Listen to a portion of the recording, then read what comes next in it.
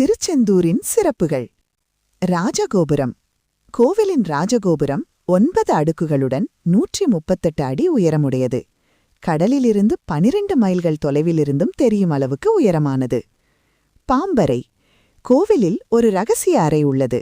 அதை பாம்பறை என்று அழைக்கின்றனர். இது புராண ரகசியங்களுடன் தொடர்புடையது.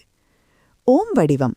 கோவிலின் தலவயம்பு பிரணவ மந்திரமான ஓம் என்ற வடிவில் அமைந்துள்ளது என்ற ஐதீகம். பன்னீர் இலை விபூதி. திருச்செந்தூரில் பக்தர்களுக்கு பன்னீர் இலையில் வைத்து தரப்படும் விபூதி மிகவும் பிரசித்தி.